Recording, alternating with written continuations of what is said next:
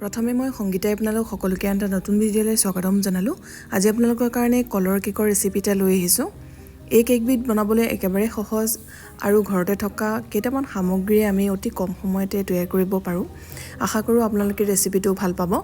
আহক তেনেহ'লে বেছি দেৰি নকৰোঁ, আজিৰ ভিডিঅ'টোৰ মাজলৈ আমি আগবাঢ়োঁ। প্ৰথমতে কেকৰ মিশ্ৰণখিনি ফেটাৰ আগতেই কেকৰ বাতিটো ৰেডি কৰি ল'ব। ইয়াত মই এটা 5 ইঞ্চৰ বাতি লৈছোঁ, আপোনালোকে 6 ইঞ্চৰ বাতিও ল'ব পাৰে। আৰু বাতিটোত এতিয়া মই এয়া তেল লগাই লৈছোঁ, ৰিফাইন তেল বা বাটাৰো লগাই ল'ব পাৰে এনেদৰে চাৰিওফালে। তেতিয়া পিছত সহজতে কেকটো ওলাই আহিব। আৰু লগতে বাতিটোৰ চাইজত এনেদৰে বাটাৰ পেপাৰ এখন কাটি পেলাই ইয়াতে পাতি দিছোঁ, বা ইয়াৰ ঠাইত বগা কাগজো ল'ব পাৰে। এয়া আমাৰ কেক টিনটো ৰেডি হৈ গ'ল। এতিয়া আমি কেকৰ মিশ্ৰণখিনি ফেটি ল'ম। এতিয়া মই এটা মিক্সি জাৰ লৈছোঁ। আপোনালোকে মিশ্ৰণখিনি ফেটিবৰ বাবে হেণ্ড হুইক্স নাইবা ইলেক্ট্ৰিক ব্লেণ্ডাৰো ব্যৱহাৰ কৰিব পাৰে। কেকৰ বাবে ইয়াত মই 2টা ডাঙৰ পকা কল লৈছোঁ। যদি সৰু চাইজৰ লয় তেতিয়াহ'লে 3-4টা কলো ব্যৱহাৰ কৰিব পাৰে। গৰমৰ দিনত কল ঘৰত বেছিকৈ থাকিলে সোনকালে মৰহি যায় বা বেছিকৈ পকি যায়, তেনেধৰণৰ কলো আপোনালোকে ব্যৱহাৰ কৰিব পাৰে। ভাল পকা কল ল'লে বেছি ভাল হ'ব কেকটো খাবলৈ। এতিয়া মই এয়া 2টা কল ইয়াতে টুকুৰা কৰি দি দিছোঁ। লগতে দিছোঁ 2টা ৰুম টেম্পাৰেচাৰত থকা কণী। যদি আপোনালোকে ফ্ৰিজত ৰাখে তেতিয়াহ'লে বনোৱাৰ 1 ঘণ্টামানৰ আগতে ফ্ৰিজৰ পৰা উলিয়াই ৰাখিব।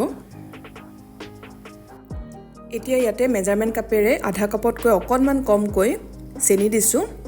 সামগ্ৰীখিনি জুখিবৰ বাবে আপোনালোকে যিকোনো এটা বাতি নাইবা কাপ লৈ ল'ব আৰু একেটা বাতি নাইবা কাপেৰে গোটেই সামগ্ৰীখিনি জুখিব। এয়া মই এতিয়া কেইছেকেণ্ডমানৰ কাৰণে পিচি ল'লোঁ আৰু খুব ধুনীয়াকৈ মিহি হৈ গ'ল।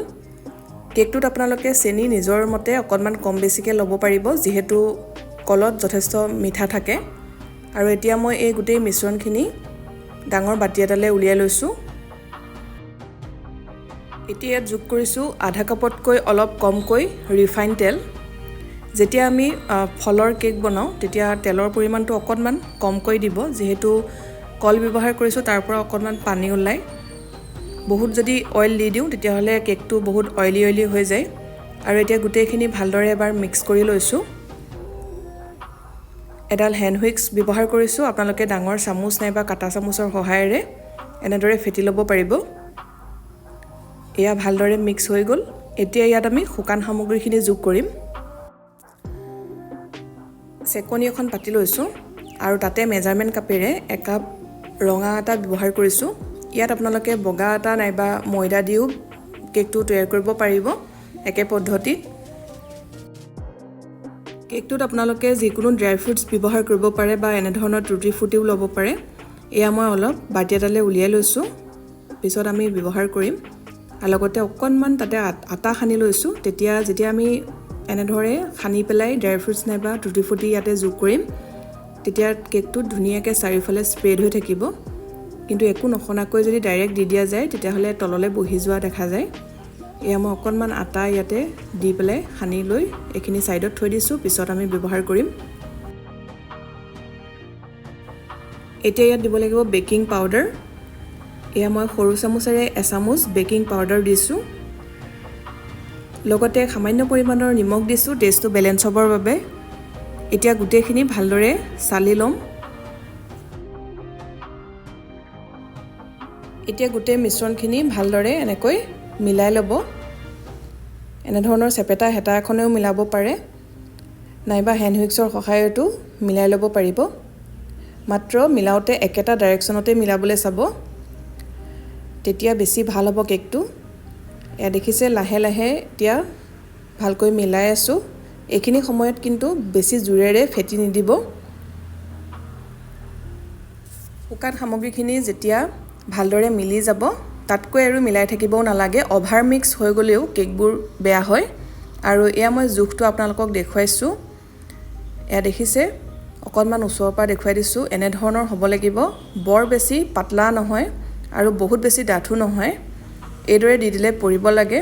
কিন্তু মন কৰিছে আমি নৰ্মেল যিবোৰ কেক বনাওঁ তাতকৈ কিন্তু অকণমান মিশ্ৰণটো ডাঠ হৈ আছে, যিহেতু ইয়াত আমি ফল ব্যৱহাৰ কৰিছোঁ। সেইবাবে এনেদৰে এইটো জোখতে ৰাখিলে বেছি ভাল হ'ব, বেছি পাতলা কৰিব নালাগে। কৈছোঁৱে আগতে যিহেতু আমি কল ব্যৱহাৰ কৰিছোঁ, গতিকে তাৰ পৰাও অলপমান পানী ওলায়।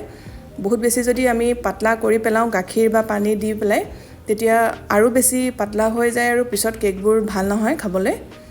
আৰু এতিয়া মই এইটো জোখতে ৰাখিলোঁ, কিন্তু যদি আপোনালোকৰ ইয়াতকৈ অলপ ডাঠ হোৱা যেন লাগি আছে, তেতিয়াহ'লে এচামুচ বা দুচামুচ গাখীৰ ব্যৱহাৰ কৰিব পাৰিব, কিন্তু মই ইয়াত কৰা নাই।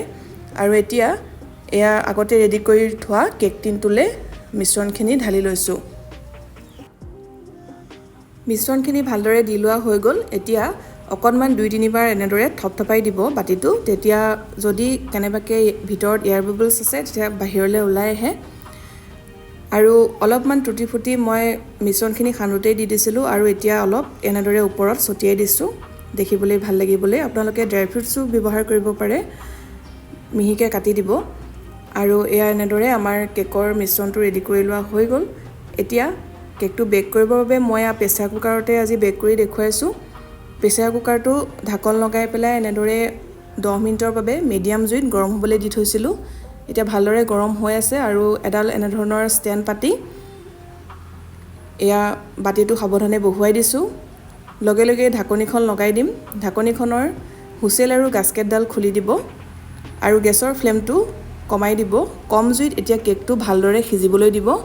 প্ৰায় 50 মিনিটমান সময় লাগিব। 35 মিনিটমানৰ পিছত এবাৰ চেক কৰি চাব পাৰে, কিন্তু তাৰ আগত ঢাকনিখন খুলি বাৰে বাৰে চেক কৰি নাথাকিব, তেতিয়া কেকটো বেয়া হয়। যদিও কেনেবাকৈ ফুলি আহে, পিছত হাৱা সোমাই কেকটো তললৈ বহি যায়, কাৰণ টেম্পাৰেচাৰটো ডাউন হৈ গ'লে কেক কেতিয়াও ভাল নহয়। সেইবাবে বাৰে বাৰে খুলি চাই নাথাকিব। এয়া মই সম্পূৰ্ণ 45 মিনিটৰ পিছতহে আপোনালোকক দেখুৱাইছোঁ। দেখিছে কেকটো ধুনীয়াকৈ ফুলি আহিছে, আৰু এতিয়া মই শলাডালে মাজত খুচি চালোঁ, কেঁচা মিশ্ৰণ লাগি অহা নাই, গতিকে ভালদৰে সিজিলে কেকটো। এতিয়া নমাই ৰাখিম আৰু অলপ ঠাণ্ডা হ'বলৈ দিম। অলপ ঠাণ্ডা হোৱাৰ পিছত এনেদৰে প্লেট এখনলৈ উলিয়াই লৈছোঁ। কেকটো বহুত বেছি গৰম হৈ থাকোঁতেও উলিয়াব নালাগে, তেতিয়া ভাগি যোৱাৰ চান্স থাকে। মই এয়া 10-15 মিনিটমান থোৱাৰ পাছত উলিয়াইছোঁ। দেখিছে তথাপিও অকণমান গৰম হৈয়ে আছে, ধোঁৱা ওলাই আছে। আৰু এতিয়া মই আপোনালোকক কাটি দেখুৱাম। তলটো ধুনীয়া কালাৰ এটা আহিছে, কিন্তু প্ৰেছাৰ কুকাৰত যিহেতু ওপৰ ফালে হিটটো নাথাকে, সেইবাবে ওপৰটো অকণমান কালাৰটো ৰঙচুৱা নহয়গৈ ইমান, অভেনত বনোৱাৰ দৰে। আৰু এয়া আমাৰ কেক ৰেডি হৈ গ'ল। এই কেকটো চাহৰ লগত খাবলৈ খুবেই ভাল হয়। আপোনালোকে সৰু ল'ৰা ছোৱালীৰ টিফিনৰ বাবেও তৈয়াৰ কৰিব পাৰে। সম্পূৰ্ণকৈ যেতিয়া ঠাণ্ডা হ'ব, সৰুকৈ কাটি কণ্টেইনাৰত ভৰাই ৰাখি 3 দিনমানলৈকে খাই থাকিব পাৰিব, বা ফ্ৰিজতো ৰাখিব পাৰে, কিন্তু ফ্ৰিজত ৰাখিলে কেকটো অকণমান হাৰ্ড হোৱাৰ চান্স থাকে। আৰু এয়া আমাৰ কেক ৰেডি। এতিয়া মই কাটি দেখুৱাইছোঁ ভিতৰটো কেনেকুৱা হৈছে। দেখিছে আটা অকণমান সানি দিয়াৰ কাৰণে টুটি ফুটিখিনি ভিতৰলৈ সোমাই যোৱা নাই, ওপৰতে আছে। অকণমান ওচৰৰ পৰা দেখুৱাই দিছোঁ। এয়া ভিতৰৰ টেক্সচাৰটো দেখিছাগে, ধৰিব পাৰিছে কিমান স্পঞ্জি হৈছে। আশা কৰিছোঁ আপোনালোকে ৰেচিপিটো ভাল পালে। একেবাৰে সহজ ৰেচিপি। যদি আগতে এনেদৰে কলৰ কেক বনোৱা নাই, এবাৰ নিশ্চয় বনাই চাব, আৰু কেনে পালে কমেণ্ট কৰি জনাব। ৰেচিপিটো ভাল লাগিলে যদি লাইক আৰু শ্বেয়াৰ কৰি দিব। যিসকলে চেনেলটো এতিয়ালৈকে ছাবস্ক্ৰাইব কৰা নাই, ছাবস্ক্ৰাইব কৰি কাষতে থকা বেল আইকনটো প্ৰেছ কৰি অল কৰি ৰাখিব, তেতিয়া আহিবলগীয়া ভিডিঅ' নটিফিকেশ্যনবিলাক আপুনি পাই থাকিব। আকৌ এটা নতুন ৰেচিপিৰ সৈতে সোনকালে লগ পাম। ভিডিঅ'টো চোৱাৰ বাবে বহুত বহুত ধন্যবাদ।